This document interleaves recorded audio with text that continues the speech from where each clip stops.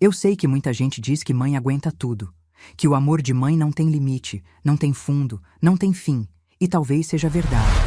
Mas o que ninguém conta é que existe um momento em que esse amor para de doer nos outros e começa a doer em você. Um momento em que você olha para o filho que criou sozinha e percebe que, em algum lugar do caminho, ele esqueceu quem você é. Me chamo Marlene Ferreira Viana. Tenho 67 anos. E essa história começa no dia em que ouvi minha futura nora gritar as palavras que mudaram minha vida para sempre. Era uma quinta-feira de outubro. O céu de Belo Horizonte estava cinzento, daquele jeito pesado que anuncia chuva, mas não entrega. Eu tinha acordado cedo naquela manhã, mais cedo que o normal, com uma ansiedade boa no peito. Tinha ido ao banco assim que abriu. Fiz uma transferência de R$ 85 mil para a conta do buffet que meu filho Rodrigo havia escolhido para o casamento. Todo o dinheiro que eu tinha no mundo. 15 anos de economia. 15 anos abrindo mão de tudo. Vocês precisam entender uma coisa sobre esse dinheiro. Não era só dinheiro. Era a minha cirurgia no quadril que eu vinha adiando há 3 anos porque sempre aparecia algo mais urgente. Era o carro usado que eu poderia ter comprado para não depender de ônibus aos 67 anos. Era a reforma da cozinha que eu sonhava fazer desde que a pia começou a vazar. Era, no fim das contas, a minha segurança. O meu colchão para qualquer emergência. A única coisa concreta que eu tinha construído depois de décadas, trabalhando até minhas mãos sangrarem. E eu dei tudo. Dei porque era para o meu filho. E para mim, naquela época, isso bastava. Saí do banco com o comprovante dentro de um envelope pardo. Segurei aquele papel contra o peito como se fosse algo precioso, porque era. Era a prova de que eu ainda podia fazer alguma coisa pelo meu menino. Era a certeza de que, apesar de tudo, eu ainda tinha valor. Decidi ir até o apartamento de Rodrigo para entregar o comprovante pessoalmente. Queria ver o rosto dele quando soubesse que estava tudo resolvido. Queria sentir o abraço de gratidão que eu imaginava que viria. Queria, só por um momento, me sentir parte daquele casamento que eu estava financiando, mas do qual eu me sentia cada vez mais distante. O apartamento ficava num bairro nobre da cidade. Um prédio moderno com portaria 24 horas e elevador silencioso. Tudo muito diferente do conjunto habitacional onde eu morava, com minhas paredes descascadas e meu chuveiro que às vezes falhava. Mas eu nunca reclamei dessa diferença. Eu tinha orgulho de ver meu filho num lugar assim. Significava que todo o meu sacrifício tinha valido a pena. O porteiro me conhecia. Seu antenor, um senhor simpático que sempre me cumprimentava com respeito. Ele acenou para mim e liberou a entrada sem nem precisar ligar para o apartamento. Eu era a mãe do morador do 701. Isso costumava significar alguma coisa. Subi pelo elevador ensaiando o que ia dizer. Nada muito elaborado. Só queria entregar o envelope e ver o sorriso do meu filho. Talvez ele me convidasse para um café. Talvez Débora, a noiva, estivesse de bom humor e me tratasse com menos frieza do que o habitual. Eu sempre tinha esperança. Era o meu defeito. Quando o elevador abriu no 7º andar, ouvi vozes.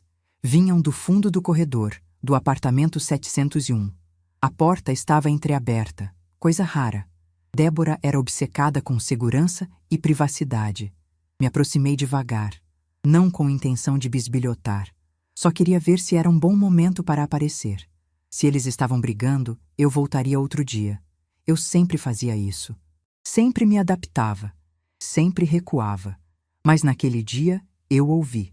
A voz de Débora era alta, estridente, carregada de uma irritação que parecia veneno. Ela estava falando sobre a lista de convidados do casamento. Dizia que precisavam cortar pessoas, que tinha gente demais, que ela não queria qualquer um no dia mais importante da vida dela. Rodrigo murmurou algo que não conseguia entender. A voz dele era baixa, quase submissa.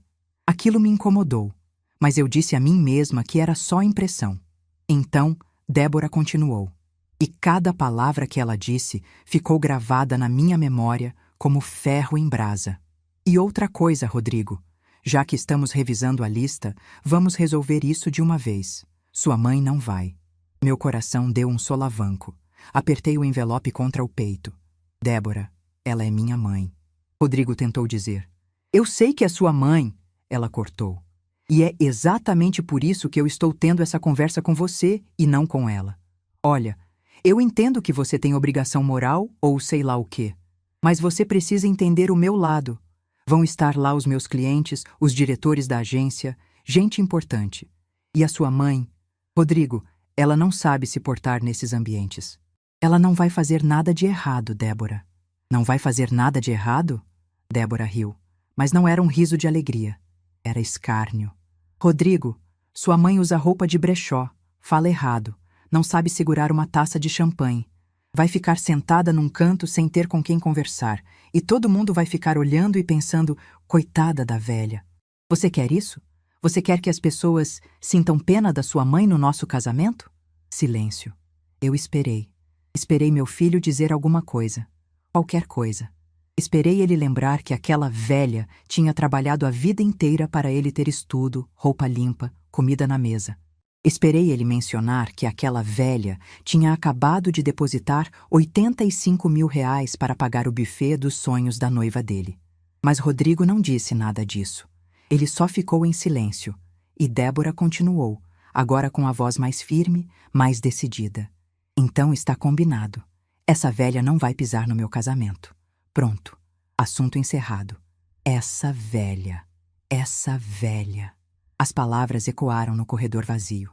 Ecoaram dentro do meu peito. Ecoaram em cada canto da minha alma que ainda acreditava que ser mãe significava alguma coisa. Fiquei parada ali por um tempo que não sei medir. Poderiam ter sido segundos. Poderiam ter sido horas. O envelope na minha mão tremia. Ou talvez fosse eu quem tremia. Não sei mais. Respirei fundo.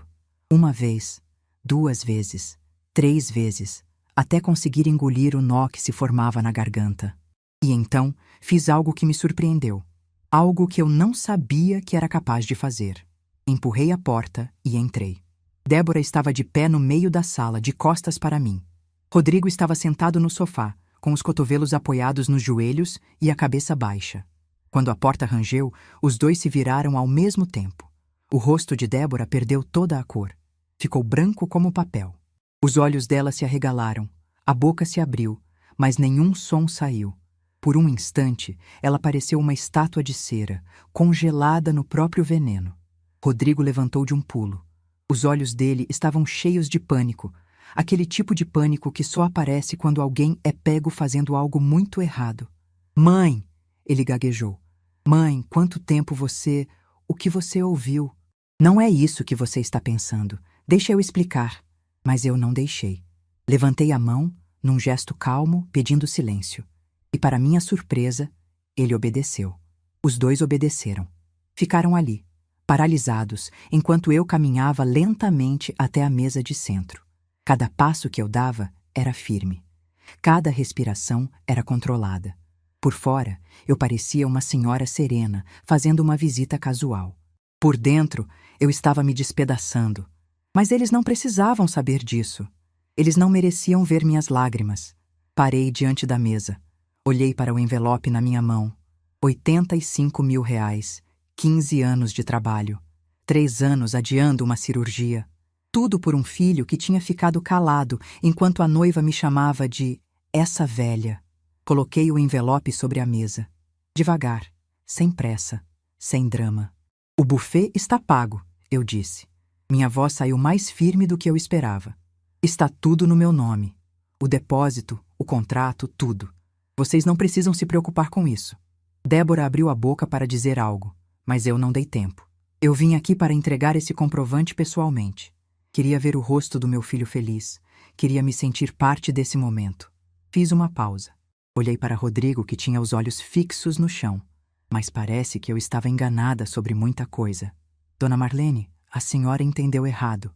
Débora começou com aquela voz falsamente doce que eu conhecia tão bem. Eu não entendi errado nada. Cortei, sem gritar, sem alterar o tom. Eu ouvi exatamente o que você disse. E ouvi, principalmente, o que meu filho não disse. Rodrigo finalmente levantou o rosto. Os olhos dele estavam marejados, mas eu já tinha visto aqueles olhos chorarem tantas vezes ao longo da vida. Quando ele era criança e caía de bicicleta. Quando perdeu o primeiro emprego. Quando terminou com a primeira namorada, eu sempre tinha corrido para acolher aquelas lágrimas. Sempre tinha aberto os braços e dito que ia ficar tudo bem. Mas naquele dia, eu não senti vontade de acolher nada. Senti apenas um vazio imenso onde antes existia o orgulho de ser mãe. Mãe, por favor, a gente pode conversar sobre isso depois. Rodrigo tentou. Não precisa, eu disse. Já entendi tudo o que precisava entender. Peguei minha bolsa que tinha deixado no aparador da entrada. Ajeitei a alça no ombro e olhei uma última vez para os dois. Débora parecia prestes a desmaiar. Rodrigo parecia um menino perdido. E eu me sentia uma estranha naquela sala que tinha ajudado a mobiliar, naquele apartamento que eu visitava cada vez menos, naquela família que meu filho estava construindo sem nenhum espaço para mim. Aproveitem o casamento, eu disse. Parece que vai ser exatamente do jeito que vocês querem. Dei as costas e caminhei até a porta. Cada passo era uma despedida. Cada respiração era um adeus. Mãe, espera! Rodrigo chamou. Mas eu não esperei. Eu tinha esperado a vida inteira. Esperado reconhecimento, esperado gratidão, esperado ser tratada com o mínimo de respeito. E a única coisa que eu tinha ganhado em troca era ser chamada de essa velha por uma mulher que eu estava financiando e ser abandonada pelo silêncio de um filho que eu tinha criado sozinha. Fechei a porta atrás de mim sem bater, sem ruído, sem drama. O corredor estava vazio. O elevador demorou uma eternidade para chegar. E quando finalmente entrei naquela caixa metálica que descia em silêncio, deixei escapar uma única lágrima. Só uma. Porque eu estava guardando as outras para quando chegasse em casa, para quando estivesse sozinha, para quando pudesse finalmente chorar sem que ninguém me visse e sentisse pena de mim. O porteiro, seu Antenor, me olhou estranho quando passei pela portaria. Deve ter percebido que algo estava errado. Mas ele era discreto. Apenas acenou e disse: "Até logo, Dona Marlene", com aquela gentileza de sempre. Eu acenei de volta e saí para a rua. O céu ainda estava cinzento. A chuva que ameaçava cair a manhã inteira finalmente começou. Gotas finas, quase uma névoa, que molhavam meu rosto e se misturavam com as lágrimas que eu já não conseguia mais segurar. Caminhei até o ponto de ônibus. Esperei 20 minutos debaixo daquela chuva fina. E quando finalmente entrei no ônibus lotado, sentei no banco do fundo e fiquei olhando pela janela embaçada. Eu não sabia ainda o que ia fazer. Não tinha planos. Não tinha certezas. A única coisa que eu sabia, com uma clareza que me assustava, era que algo dentro de mim tinha mudado para sempre. Aquela mulher que entrou naquele apartamento com um envelope cheio de esperança não era mais a mesma que saiu. E nos dias que viriam, Débora e Rodrigo iriam descobrir que subestimar uma mãe silenciosa pode ser o maior erro que alguém pode cometer. Porque o silêncio de quem ama demais, quando finalmente se rompe, faz mais barulho do que qualquer grito. E o meu silêncio estava apenas começando a falar. Vocês precisam conhecer a mulher que eu era antes de me tornar essa velha, porque ninguém nasce invisível. A gente vai sendo apagada aos poucos, tão devagar que nem percebe. Um dia você olha no espelho e não reconhece mais quem está ali. E se pergunta, quando foi que eu deixei de existir? Eu nasci em Governador Valadares, numa casa de chão batido que ficava numa ladeira íngreme no bairro mais pobre da cidade. Meu pai era pedreiro. Minha mãe lavava roupa para fora. Éramos 7 irmãos, e eu era a do meio, aquela que todo mundo esquece. Aprendi desde cedo que para ser notada, eu precisava ser útil. Então, me tornei útil. Aprendi a costurar com minha avó antes mesmo de aprender a ler direito. Aos 10 anos, já fazia bainhas e concertos para os vizinhos. Aos 15, costurava vestidos inteiros. Foi costurando que conheci Osvaldo. Ele era motorista de ônibus, tinha um bigode grosso e um sorriso que me fazia esquecer que eu era pobre. Eu já tinha 32 anos quando a gente casou. Não era mais menina, mas Osvaldo me fazia sentir que ainda havia tempo. 1 ano depois, veio Rodrigo. Eu me lembro do dia em que segurei meu filho pela primeira vez. Era tão pequeno, tão frágil, cabia inteiro nos meus braços. E eu jurei, naquele momento, que ia dar para ele tudo o que eu nunca tive. Estudo, oportunidade, um futuro diferente. O que eu não sabia era que Osvaldo não tinha os mesmos planos. Rodrigo tinha 7 anos quando o pai foi embora. Eu tinha 40. Não teve despedida, não teve explicação. Numa segunda-feira, Osvaldo saiu para trabalhar e simplesmente não voltou. Levou as roupas dele, o dinheiro da gaveta e a minha capacidade de confiar em qualquer pessoa. Fiquei sabendo depois por uma vizinha que ele tinha ido embora com uma mulher mais nova, uma passageira da linha dele que usava batom vermelho e não tinha filho nenhum para atrapalhar. Rodrigo chorou durante semanas. Perguntava todo dia quando o pai ia voltar, e eu mentia. Dizia que o pai tinha viajado a trabalho, que ia voltar logo, que estava tudo bem. Mentia porque não sabia como explicar para uma criança de 7 anos que às vezes as pessoas simplesmente vão embora e não levam a gente junto. Foi nessa época que decidi sair de Governador Valadares. Não tinha mais nada me prendendo ali além de lembranças ruins e vizinhos que me olhavam com pena. Juntei o pouco que tinha, coloquei tudo numa mala velha, peguei meu filho pela mão e embarquei num ônibus para Belo Horizonte. Chegamos na capital num dia de chuva. Eu não conhecia ninguém. Não tinha emprego. Não tinha onde morar. Tudo o que eu tinha era um menino de 7 anos olhando para mim, esperando que eu resolvesse tudo. E eu resolvi. Aluguei um quartinho nos fundos de uma casa no bairro Cachoeirinha. Era um cômodo só, com um banheiro minúsculo e uma janela que dava para um muro. Mas era nosso. Coloquei Rodrigo numa escola pública perto dali e comecei a bater de porta em porta oferecendo serviço de costura. No começo, ninguém queria contratar uma estranha. Mas eu não desisti. Fazia ajustes de graça só para mostrar meu trabalho. Cobrava metade do preço das outras costureiras. Entregava antes do prazo. Aos poucos, fui conquistando clientela. As madrugadas se tornaram minha rotina. Eu costurava até 2, 3 da manhã, com os olhos ardendo de sono e os dedos furados de agulha. Rodrigo dormia no colchão ao lado e eu ficava ali, sob a luz amarelada de um abajur velho, fazendo bainhas, ajustando vestidos, bordando detalhes. Cada ponto que eu dava era um tijolo no futuro do meu filho. Quando Rodrigo fez 10 anos, consegui alugar um apartamento de 2 quartos num conjunto habitacional. Não era muito, mas era um palácio comparado ao quartinho de antes. Ele finalmente tinha um espaço só dele. Um lugar para estudar, para brincar, para ser criança. E ele era um bom menino, estudioso, educado, carinhoso. Me ajudava a dobrar as roupas que eu costurava, me trazia água quando eu trabalhava até tarde, me dava beijo de boa noite, mesmo quando eu estava ocupada demais para perceber. Naqueles anos, éramos só nós dois contra o mundo. E isso bastava. Quando Rodrigo entrou na adolescência, as coisas começaram a mudar. Ele passou a ter vergonha da nossa vida simples. Não queria que os amigos soubessem que a mãe era costureira. Não queria que vissem nosso apartamento pequeno, nossa televisão velha, nosso sofá remendado. Eu entendia. Adolescentes são assim.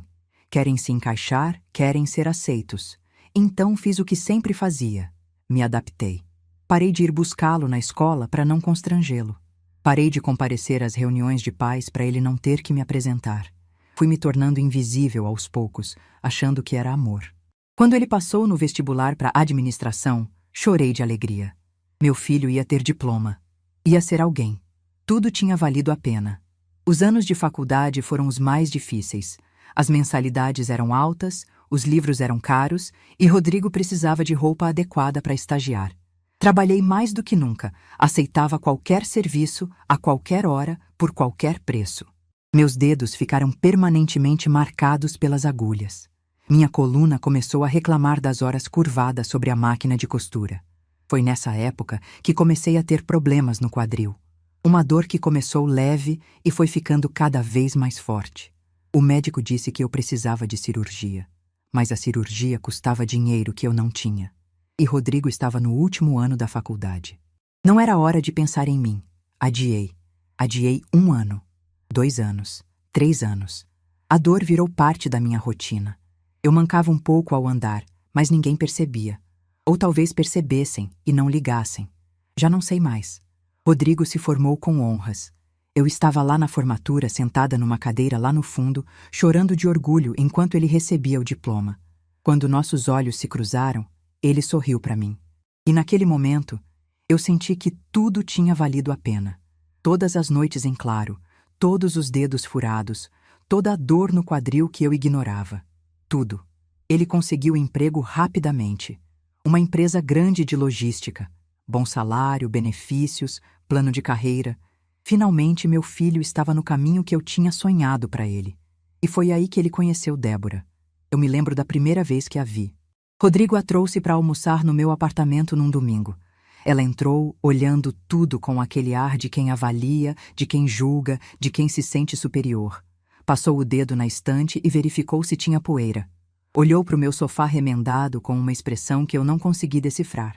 Quando eu servi o almoço, ela mal tocou na comida. Não como carboidrato, ela disse, empurrando o arroz para o canto do prato. Eu tinha passado a manhã inteira cozinhando. Feijão tropeiro, frango ao molho, farofa especial, a receita da minha mãe que Rodrigo amava desde criança. E ela olhou para tudo aquilo como se fosse veneno. Mas eu não disse nada. Sorri, ofereci salada, perguntei se ela queria água ou suco. Fiz o que sempre fazia. Me adaptei. Nos meses seguintes, os almoços de domingo foram ficando cada vez mais raros. Rodrigo sempre tinha uma desculpa. Trabalho. Compromisso com os sogros. Viagem com Débora. Aos poucos, a cadeira dele na minha mesa foi ficando vazia. Quando eles ficaram noivos, fui a última a saber. Rodrigo me ligou uma semana depois do pedido, quase como obrigação. A festa de noivado foi íntima, só para os amigos próximos. Eu não era amiga próxima. Eu era só a mãe. E os sinais continuaram. Pequenos, mas constantes. Débora nunca me ligava. Nunca me mandava mensagem. Quando eu aparecia no apartamento deles, ela saía do cômodo. Quando eu ligava para Rodrigo, ouvia a voz dela ao fundo perguntando: "É sua mãe de novo?" Uma vez, cheguei mais cedo do que eles esperavam. A porta estava entreaberta e ouvi Débora no telefone com uma amiga. Ela dizia que a sogra era simples demais, que não sabia se portar, que usava roupa de outra época. Disse que tinha vergonha de me apresentar para os colegas de trabalho dela. Eu estava na cozinha preparando um bolo de laranja, a receita que Rodrigo amava. Quando Débora percebeu que eu tinha ouvido, não pediu desculpas. Apenas sorriu e disse: "Dona Marlene, a senhora não devia ficar ouvindo conversa dos outros." E eu engoli, como sempre. Engoli quando ela cancelou o Natal que a gente ia passar juntos porque os pais dela tinham prioridade. Engoli quando ela convenceu Rodrigo a passar o aniversário dele viajando, sem nem me convidar. Engoli quando meu filho começou a me tratar como uma obrigação, não como uma mãe. Fui me acostumando a ser esquecida, a ligar e não ser atendida, a mandar mensagem e receber resposta monossilábica dias depois, a existir na periferia da vida do meu próprio filho. E o pior é que eu me culpava, achava que o problema era eu, que eu era antiquada demais, simples demais, pobre demais, que não merecia ocupar espaço na vida sofisticada que meu filho estava construindo. 3 meses antes do casamento, Rodrigo apareceu na minha casa. Fazia semanas que ele não vinha. Fazia meses que a gente não tinha uma conversa de verdade. Mas naquele dia, ele veio. Sentou no meu sofá remendado, aceitou o café que eu ofereci e começou a falar sobre o buffet. Disse que tinha encontrado o lugar perfeito. Uma fazenda histórica nos arredores de Belo Horizonte. Débora tinha se apaixonado pelo espaço. Mas o depósito era alto, R$ 85 mil, e eles não tinham esse dinheiro disponível. Ele me olhou com aqueles olhos que eu conhecia desde que ele era bebê.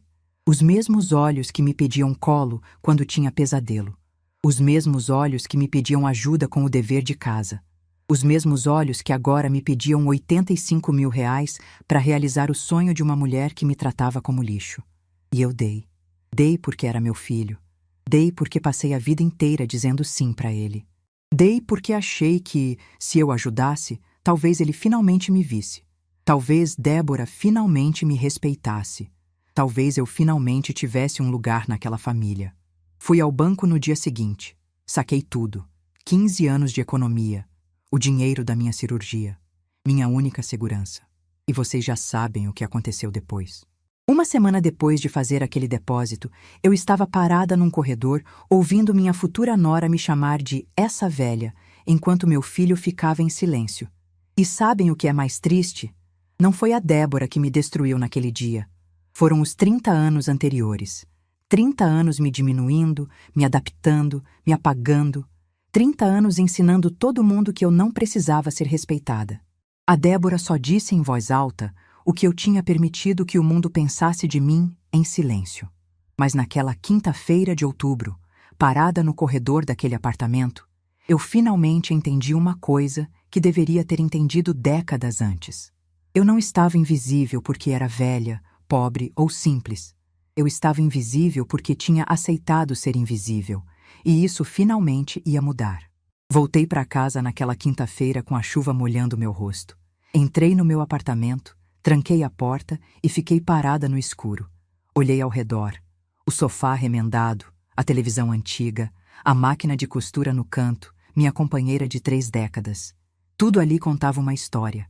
Uma história de luta, de sacrifício, de amor dado sem nunca receber de volta. Fui até o quarto e abri o guarda-roupa. Lá no fundo, numa caixa velha, eu guardava coisas do Rodrigo. O primeiro sapatinho dele, boletins escolares, cartinhas de Dia das Mães. Peguei uma das cartinhas. Amarelada pelo tempo, letra torta, de criança de 6 anos. Dizia: "Mamãe, você é a melhor mãe do mundo. Te amo até o infinito." Infinito. Quanto tempo dura o infinito de uma criança? Até quando ele se transforma num homem que abaixa a cabeça enquanto a noiva humilha a mãe? Guardei a cartinha na caixa. Fechei o guarda-roupa. E tomei uma decisão. Eu ia deixar passar uma semana. Uma semana para pensar, para respirar, para ter certeza. Porque a decisão que estava se formando na minha cabeça não tinha volta. Nos 7 dias seguintes, Rodrigo me ligou 23 vezes. Mandou mensagens. Apareceu na minha porta 2 vezes, mas eu não abri. Pela primeira vez na vida, eu estava fazendo ele sentir o que eu sentia há anos. O peso de ser ignorada. E enquanto ele tentava me alcançar, eu pensava. Em cada sacrifício, cada noite em claro, cada vez que me fiz pequena para ele crescer.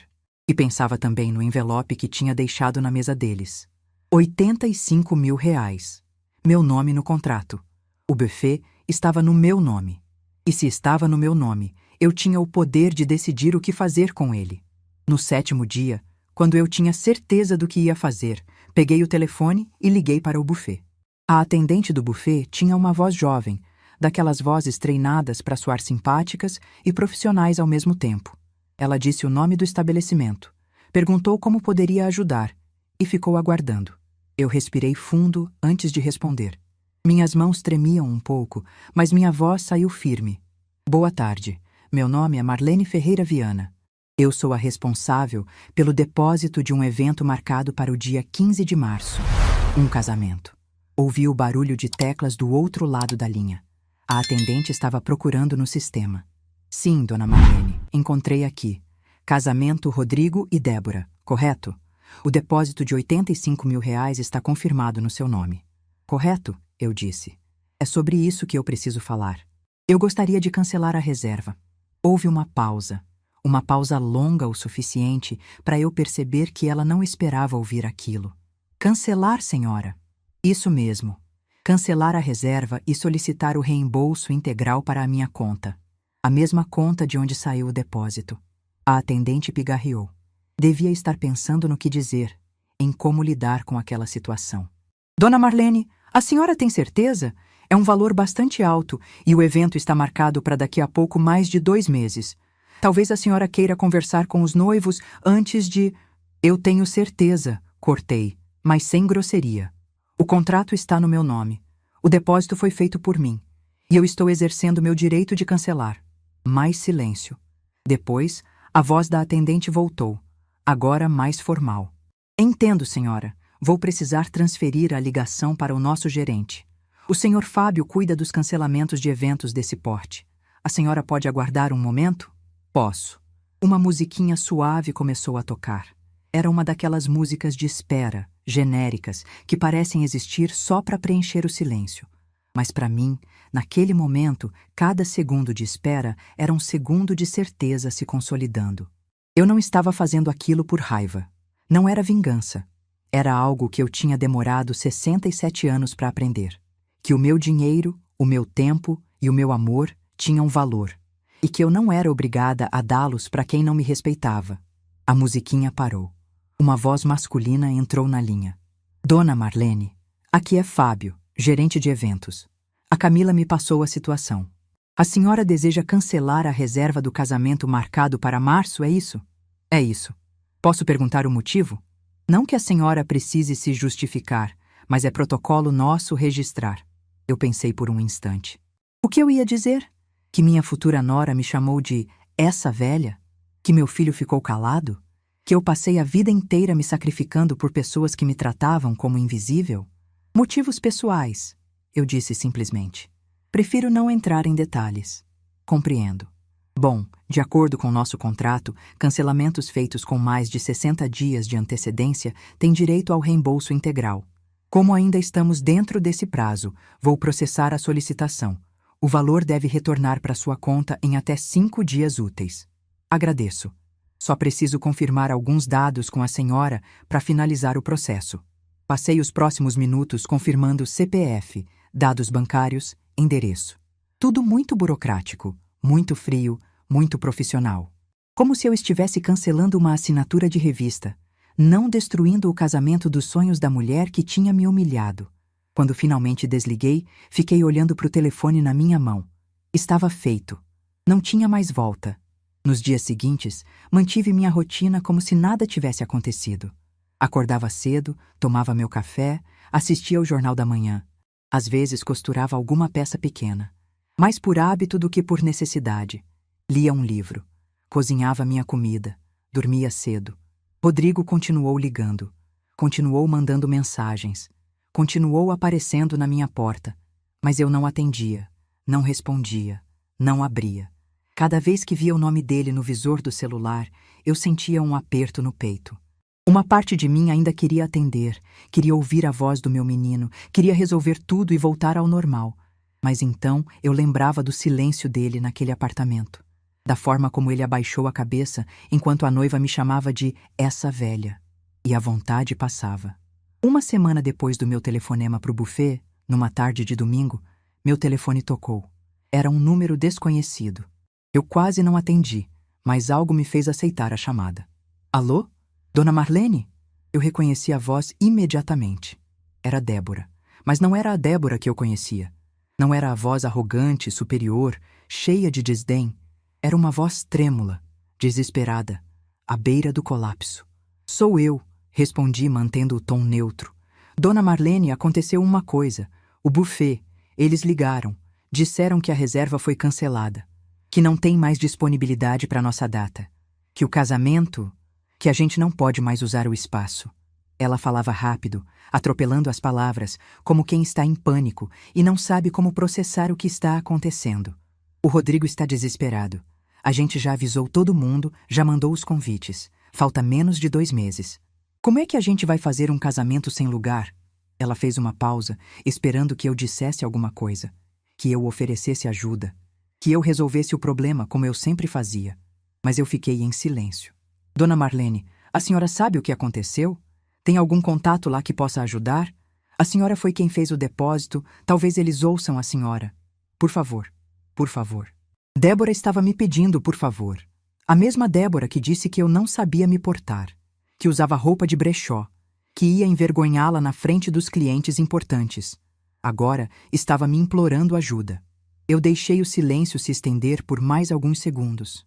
Depois, com a voz mais calma que consegui, eu disse: Débora, não houve nenhum erro. Não foi engano. Fui eu quem cancelou a reserva. O silêncio do outro lado foi absoluto.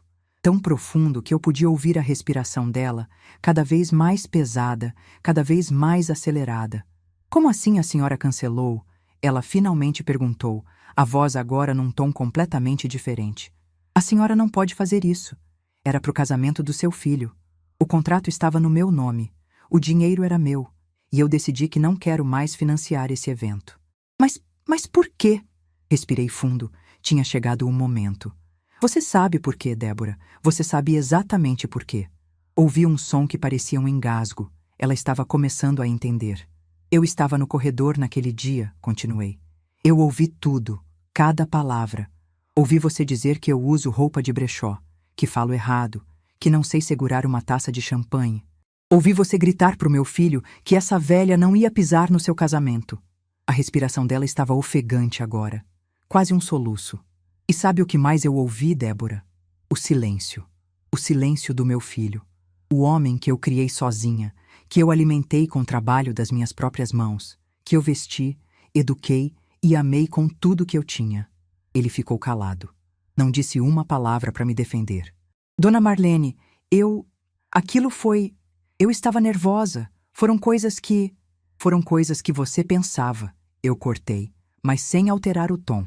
Você só disse em voz alta o que já pensava há muito tempo. E o Rodrigo concordou. Concordou com o silêncio dele. Mas a senhora não pode destruir o casamento por causa de... Eu não estou destruindo nada, interrompi de novo. Eu só estou respeitando o seu desejo. Você disse que essa velha não ia pisar no seu casamento. Pois bem, essa velha não vai pisar. E o dinheiro dessa velha também não vai. O soluço do outro lado era audível agora. Débora estava chorando. O que a gente vai fazer? Ela perguntou entre lágrimas. Os convites já foram. Todo mundo já sabe. A gente vai ter que cancelar tudo? Isso não é problema meu, Débora. Vocês são adultos. Vocês têm empregos. Deem um jeito. Mas a senhora é a mãe do Rodrigo? A senhora não pode fazer isso com o seu próprio filho. Aquela frase me atingiu como um tapa. Ela estava tentando me culpar, tentando me fazer parecer a vilã da história. Depois de tudo que eu tinha passado, ela ainda achava que podia me manipular. Eu sou a mãe do Rodrigo, eu disse. E dessa vez minha voz tinha um peso que eu mesma não sabia que era capaz de ter. Passei 34 anos sendo a mãe do Rodrigo. Trabalhei até minhas mãos sangrarem. Adiei uma cirurgia que preciso há anos para dar esse dinheiro para vocês. E como fui tratada? Como uma velha constrangedora que não merece nem pisar no casamento do próprio filho. Fiz uma pausa. Então não, Débora. Eu não vou me sentir culpada. Pela primeira vez na vida, eu estou fazendo o que preciso fazer por mim. E se isso significa que vocês vão ter que se virar, que seja. É hora de vocês aprenderem que ações têm consequências. Ela tentou dizer mais alguma coisa, mas eu não deixei. Ah, e Débora, uma coisa que aprendi costurando vestidos de noiva a vida inteira. O tecido mais caro do mundo não esconde uma alma feia. Boa sorte no seu casamento. E desliguei. Fiquei parada na sala, com o telefone ainda na mão, olhando para o nada. Meu coração batia forte, mas não era de nervoso.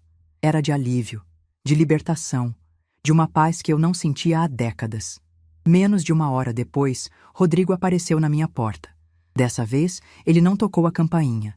Ele esmurrou. Bateu com força, chamando meu nome, pedindo para eu abrir. Mãe, abre essa porta. A gente precisa conversar. Por favor, mãe. Eu fui até a porta, mas não abri. Fiquei parada do lado de dentro, ouvindo a voz dele do outro lado. Mãe, a Débora me contou o que a senhora fez. Como a senhora pôde? Era o nosso casamento. A senhora destruiu tudo. Respirei fundo. Rodrigo, eu disse através da porta. Eu não destruí nada. Eu só peguei de volta o que era meu. Mas a senhora não pode fazer isso. Não pode tirar o dinheiro assim. Posso, filho. O dinheiro era meu. O contrato estava no meu nome. Eu tinha todo o direito. Mas e a família? E tudo que a gente construiu? Que família, Rodrigo? Perguntei. E minha voz finalmente deixou escapar um pouco da dor que eu vinha guardando. Que família é essa onde a mãe é chamada de velha constrangedora e o filho fica calado? Que família é essa onde eu passo a vida me sacrificando e sou tratada como um estorvo? Silêncio do outro lado. Eu te dei tudo, Rodrigo. Tudo. Noites sem dormir. Dedos furados de agulha. Uma cirurgia que adiei por anos. E quando chegou a hora de você ficar do meu lado, você abaixou a cabeça e ficou mudo. Ouvi um soluço. Meu filho estava chorando. Mãe, eu não sabia o que fazer. A Débora estava nervosa. Eu pensei que depois não existe, filho. Naquele momento você escolheu. E você não me escolheu. Fiquei em silêncio por um tempo. Ele também. Eu te amo, Rodrigo, continuei. Sempre vou te amar. Você é meu filho, e isso nunca vai mudar. Mas amor não significa aceitar ser pisada. Amor não significa engolir humilhação calada. Eu passei a vida inteira te ensinando a ser forte, a lutar pelo que é seu. Agora eu estou fazendo a mesma coisa por mim. Mãe, por favor, vá embora, Rodrigo. Quando você estiver pronto para me tratar como mãe de verdade, não como um problema a ser administrado, aí a gente conversa. Mas agora não. Agora eu preciso de paz. Ouvi os passos dele se afastando. Depois, o barulho do elevador. Depois, silêncio. Voltei para o meu sofá remendado. Sentei. Olhei pela janela. O sol estava se pondo, pintando o céu de laranja e rosa. Era bonito. Era sereno. Era exatamente o que eu precisava. Meu telefone tocou de novo.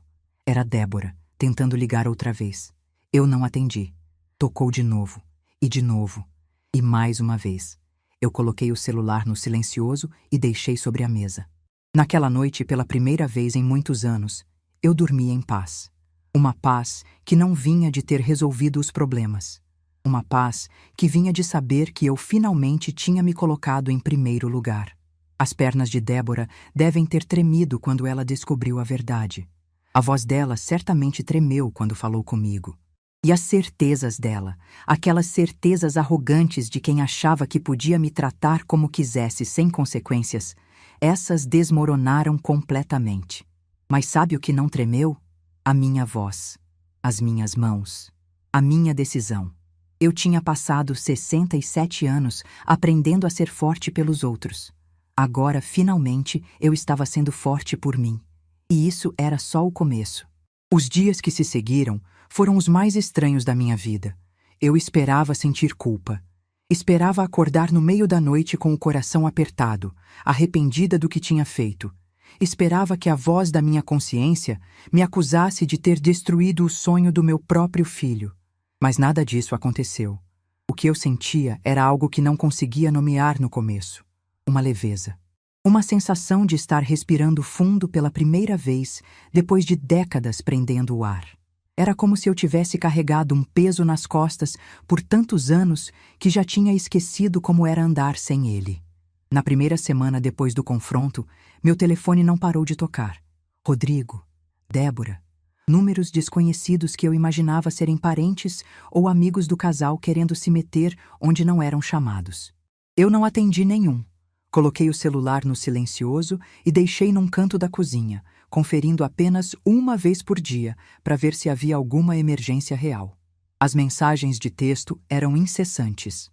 Rodrigo alternava entre súplicas e acusações. Num momento, ele implorava para eu reconsiderar, dizia que me amava, que a gente podia resolver tudo. No momento seguinte, me acusava de estar destruindo a vida dele por orgulho, de ser egoísta, de não pensar nos outros. Eu lia tudo em silêncio. Não respondia. Cada mensagem de acusação só confirmava o que eu já sabia. Meu filho ainda não tinha entendido nada. Ainda achava que eu era o problema. Ainda não tinha parado para pensar no papel dele em tudo aquilo. Débora mandou uma mensagem que me fez rir. Pela primeira vez em muito tempo, uma risada de verdade. Ela escreveu: Dona Marlene, eu sei que a senhora está magoada, mas precisamos pensar no Rodrigo. Ele está sofrendo muito. Como mãe, a senhora deveria colocar a felicidade do seu filho acima de qualquer ressentimento pessoal. Como mãe, ela estava me ensinando a ser mãe. A mulher que me chamou de velha constrangedora agora queria me dar lições sobre maternidade. A ironia era tão grande que eu não consegui segurar o riso. Não respondi, claro. Não valia o esforço. Na segunda semana, as coisas começaram a ficar interessantes. Uma vizinha minha, Dona Célia, que morava no apartamento do lado há mais de 15 anos, apareceu na minha porta com uma expressão curiosa. Marlene, o que está acontecendo? Seu filho esteve aqui 3 vezes essa semana. Ficou batendo na sua porta quase 1 hora ontem. E hoje de manhã vi uma moça loira descendo do carro dele e chorando na calçada. Eu ofereci café para Dona Célia e contei tudo. Cada detalhe.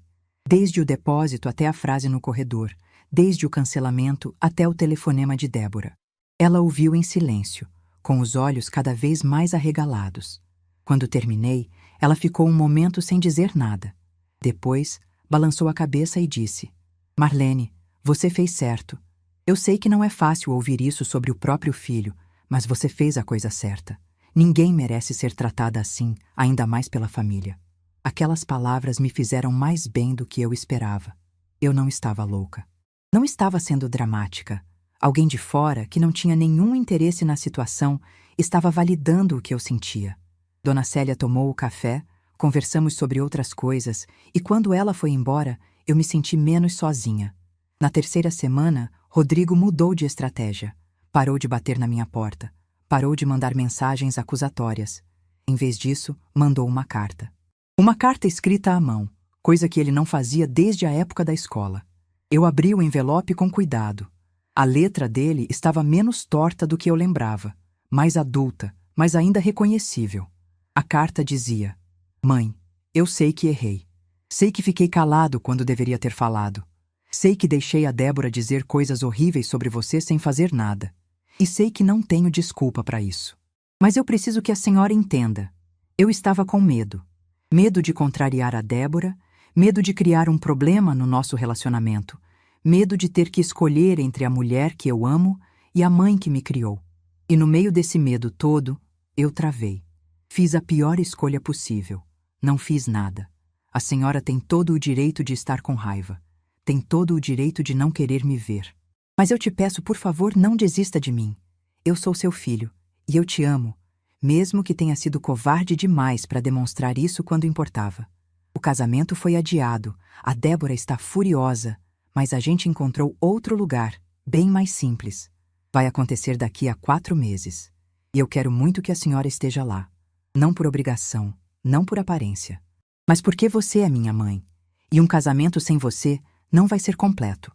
Me perdoa, mãe. Por favor. Li a carta 3 vezes. Na primeira, com raiva. Na segunda, com tristeza. Na terceira, com algo parecido com compaixão. Meu filho estava pedindo perdão. Estava admitindo que errou. Isso era mais do que eu esperava dele, honestamente. Mas será que era suficiente? Fiquei pensando naquela carta por dias. Andava pela casa, fazia minhas coisas, mas a mente sempre voltava para as palavras dele. Ele disse que teve medo, que travou, que não soube o que fazer. E eu entendia isso de certa forma. Rodrigo sempre foi assim. Desde criança, ele evitava conflitos. Quando os colegas brigavam na escola, ele saía de perto. Quando eu e Osvaldo discutíamos antes dele ir embora, Rodrigo se escondia no quarto. Ele nunca aprendeu a enfrentar situações difíceis de frente. Talvez parte da culpa fosse minha. Eu sempre resolvia tudo para ele. Sempre o protegia de qualquer desconforto. Criei um homem que não sabia ficar do lado de ninguém porque nunca precisou. Mas entender não é o mesmo que perdoar. E eu ainda não estava pronta para perdoar. Na 4ª semana, algo inesperado aconteceu. Era uma terça-feira à tarde. Eu estava na cozinha, preparando um chá, quando a campainha tocou. Estranhei, porque não esperava ninguém. Fui até a porta e olhei pelo olho mágico. Era um homem que eu não conhecia. Uns 50 e poucos anos, cabelo grisalho, terno escuro. Tinha cara de advogado ou contador. Segurava uma pasta de couro. Abri a porta com cautela. Dona Marlene Ferreira Viana? Ele perguntou. Sou eu. Meu nome é Dr. Renato Bastos. Sou advogado. Represento a família Medeiros, os pais da senhorita Débora. Meu coração deu um salto. Advogado? Os pais da Débora tinham mandado um advogado? O que o senhor deseja? Perguntei, tentando manter a compostura. Posso entrar? É um assunto delicado e acho melhor conversarmos em particular. Eu hesitei, mas minha curiosidade era maior que meu receio. Dei passagem e o conduzi até a sala. Ele sentou no meu sofá remendado sem fazer nenhum comentário, o que já era mais educação do que a Débora jamais teve. Dona Marlene, vou ser direto, ele começou. Meus clientes, o senhor Antônio e a senhora Regina Medeiros, estão preocupados com a situação envolvendo o casamento da filha deles. Eles me procuraram pedindo que eu tentasse uma mediação. Mediação? Repeti. Sim, eles gostariam de propor um acordo. Eu quase ri na cara dele. Acordo? Que tipo de acordo? Dr. Renato, com todo respeito, não existe nada para negociar. O dinheiro era meu, eu fiz o que quis com ele e a história acabou. Eu entendo, senhora. E juridicamente, a senhora está absolutamente correta. A senhora tinha todo o direito de cancelar a reserva e solicitar o reembolso. Não há nada de ilegal no que fez. Então por que o senhor está aqui? Ele abriu a pasta e tirou alguns papéis. Meus clientes estão dispostos a oferecer uma compensação financeira em troca de, digamos, uma reconciliação pública com a filha deles. Eles pagariam um novo buffet, de categoria superior ao anterior, com a condição de que a senhora compareça ao casamento e demonstre apoio ao casal. Eu pisquei algumas vezes tentando processar o que estava ouvindo. O senhor está me dizendo que os pais da Débora querem me pagar para eu fingir que está tudo bem? É uma forma de ver a situação, sim. E por que eles fariam isso? Por que não pagam o buffet sem exigir nada de mim? Dr. Renato suspirou. Parecia desconfortável. Dona Marlene, a senhorita Débora trabalha com marketing, com imagem. A história do cancelamento do buffet pela sogra já está circulando nos círculos sociais dela. Os clientes comentam. Os colegas fazem piadas. A reputação dela está sendo afetada. Os pais querem minimizar os danos. Eu encostei no sofá e cruzei os braços. Então era isso. Não era sobre reconciliação. Não era sobre família. Era sobre imagem. Sobre aparência. Sobre o que os outros iam pensar. Doutor Renato, o senhor pode dizer para os seus clientes que a resposta é não. A senhora não quer nem saber o valor que eles estão oferecendo? Não preciso saber. A minha dignidade não está à venda. Não estava quando eu era costureira trabalhando de madrugada e não está agora. Ele me olhou com algo que parecia respeito. Guardou os papéis de volta na pasta. Eu imaginei que seria essa a resposta. Mas tinha que tentar. É o meu trabalho. Eu entendo, mas o senhor pode dizer uma coisa para eles da minha parte? Claro. Diga que se eles tivessem ensinado a filha deles a tratar as pessoas com respeito, nada disso teria acontecido. O problema não sou eu. O problema é a educação que deram para ela. Dr. Renato assentiu. Levantou-se, apertou minha mão com firmeza e foi embora. Quando fechei a porta, eu estava tremendo. Não de medo, de raiva, de indignação. Eles achavam que podiam me comprar. Achavam que tudo se resolvia com dinheiro. Que eu era uma velha tão desesperada que aceitaria qualquer coisa para voltar às boas graças da família. Mas eu não era. Não mais. Naquela noite, tomei uma decisão. Sentei na minha mesa de jantar, peguei papel e caneta e escrevi uma carta para o meu filho.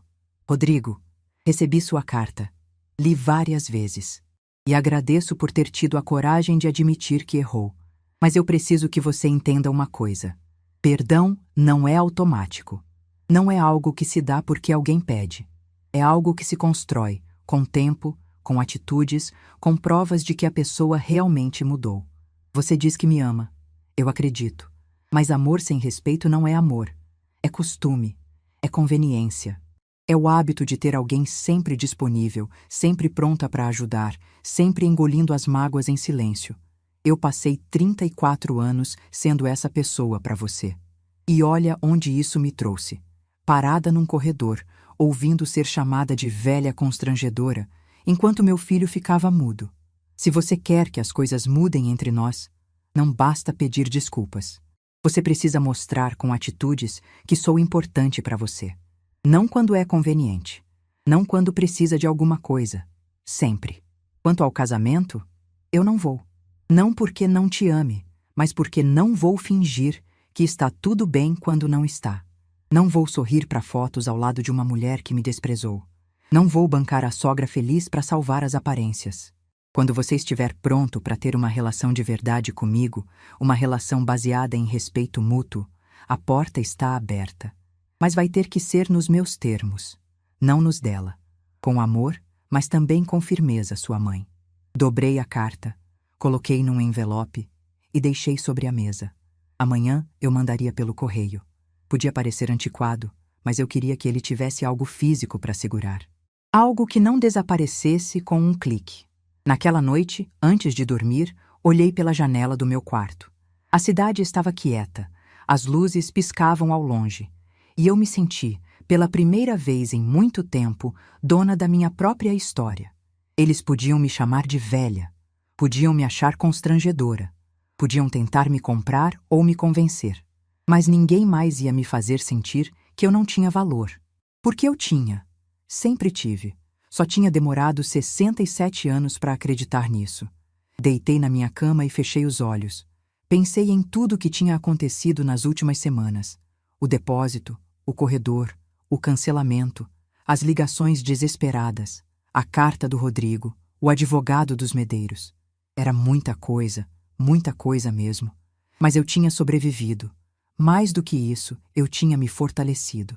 Lembrei de uma frase que minha avó dizia quando eu era criança e reclamava que a vida era difícil.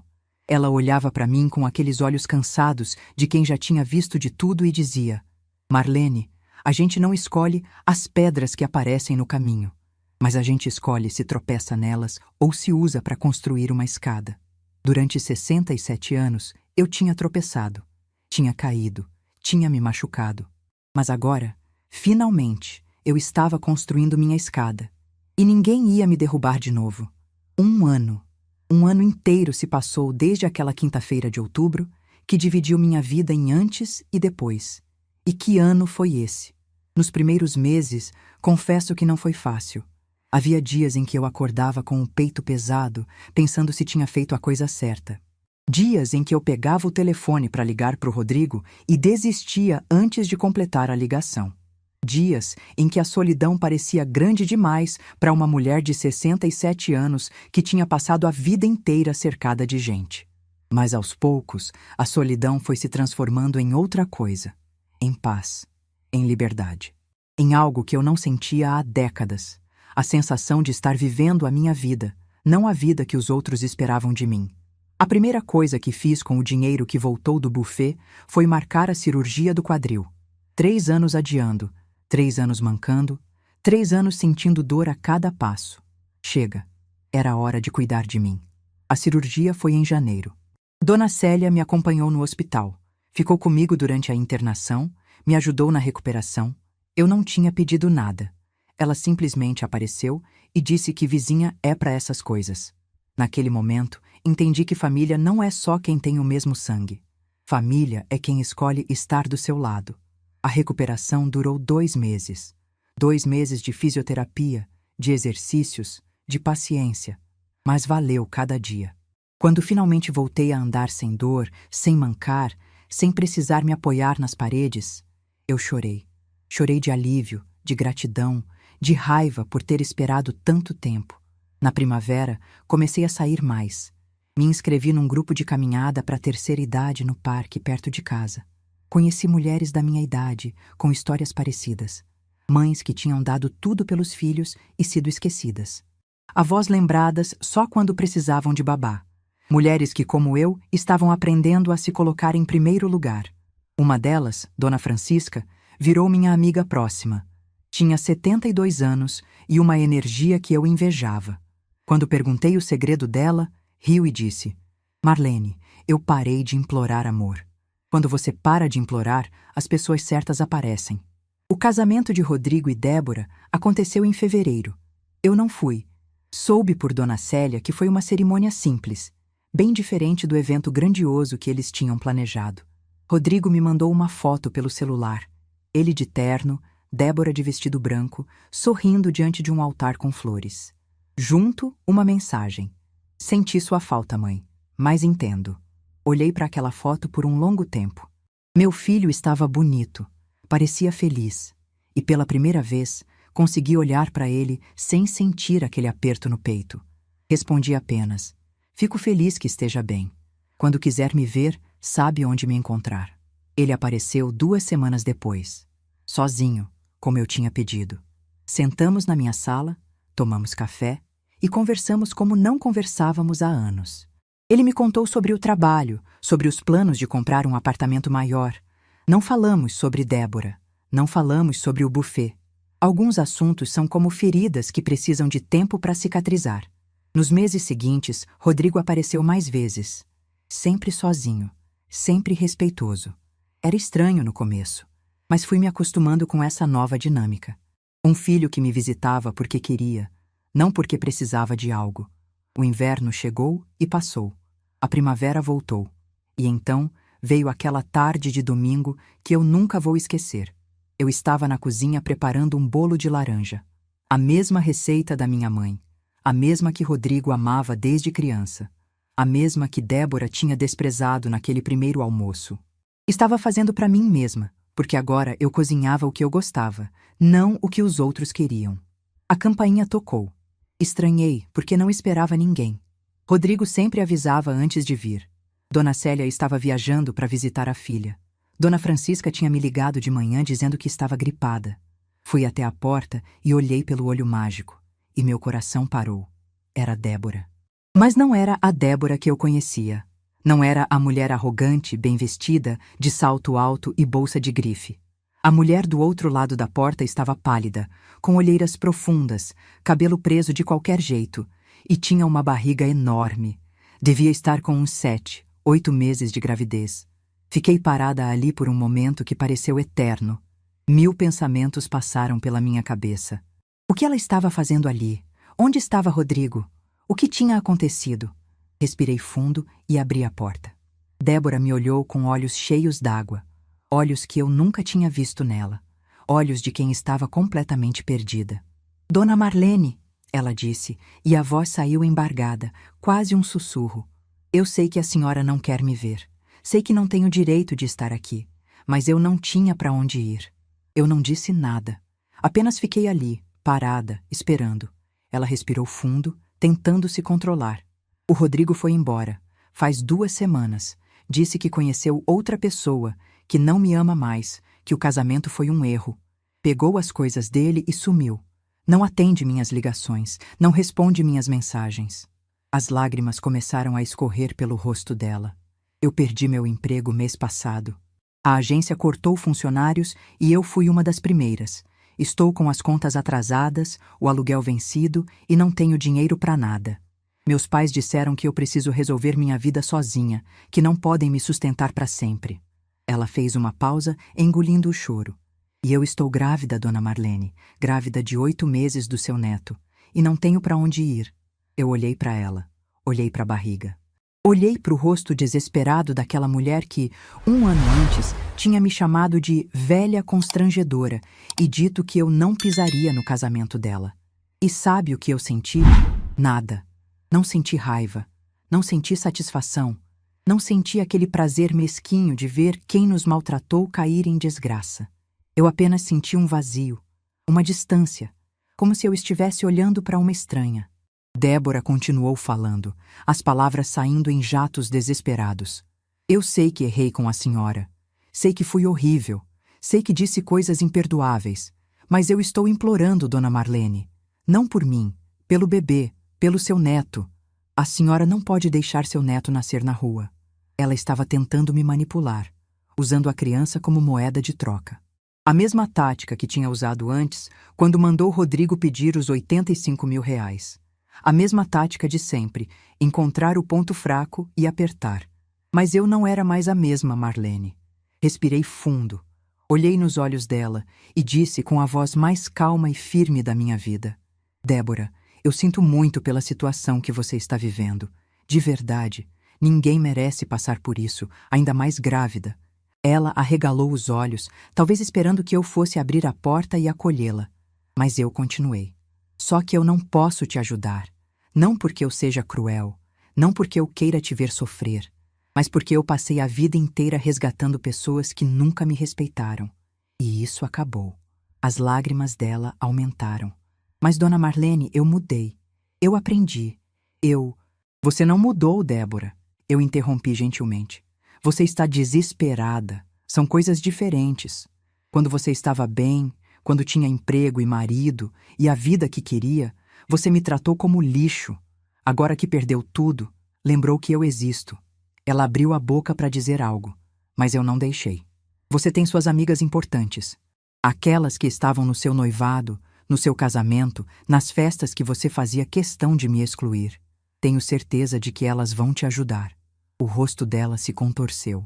Ela sabia que aquelas amigas não iam ajudar. Amigas de aparência somem quando a aparência desmorona. E quanto ao bebê, continuei. Quando a criança nascer, se o Rodrigo quiser que eu faça parte da vida do meu neto, eu vou fazer. Vou ser a melhor avó que eu puder ser. Mas vai ser nos meus termos, não nos seus. Débora estava soluçando agora. A senhora está me mandando embora?